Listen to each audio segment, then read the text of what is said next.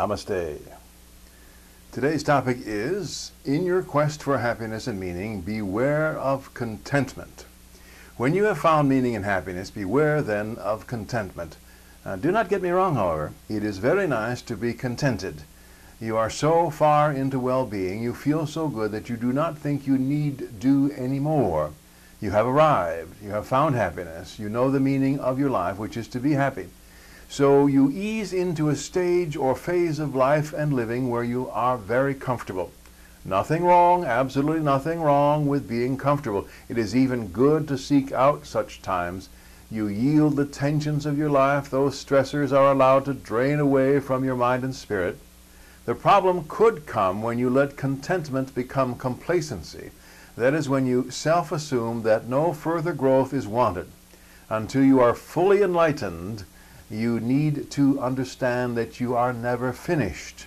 This need not be a further tension-inducing motivation within you. You can and ought to continue to be relaxed about your growing enlightenment. You are not running a race. You are not competing to be the best enlightened or the most fulfilled first. Neither can you afford, however, to sit on your laurels and coast while yet alive in this present reality. Figuratively speaking, you ought to get off your laurels and grow some more. Why? Because contentment can lead to complacency, and complacency can lead to indifference. Thinking you have arrived at your highest level and therefore need not strive further is spiritual self-homicide. This is something like developing stamina. You have been out of shape, so you undertake a regimen of exercise. At first, of course, you do not have the wind to jog a mile. You keep at it until you can jog a full mile, then 2, etc. However, when you are able to jog 2 miles comfortably and you feel you have achieved your goal of greater stamina, you decide you have had enough. Your present staying power is such that you have ceased jogging, you may think. You can cease jogging, you think. So you relax. This is not relaxing you need to do between bouts of exertion like jogging. This is now contentment turning to self-satisfaction, so you stop jogging altogether.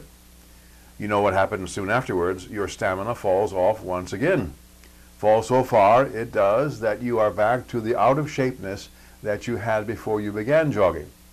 You lost what you had gained. You ought to start jogging again. You do so and you regain your staying power. In the case of jogging, you don't necessarily have to keep increasing the length of your jogs. You can reach a certain distance, say 3 miles, and keep doing that, and your stamina will remain high.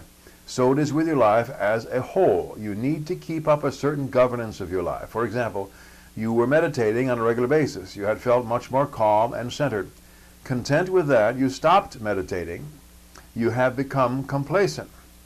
Soon your centeredness and calm disappear. You ought to restart your meditation practices to regain and maintain your focus and cool. Whereas contentment has certain real and valuable purposes in your life, do not let it become complacency. You need to maintain vigil and practice in the good things in your life. Do so.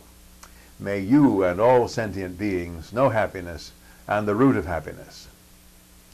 Namaste.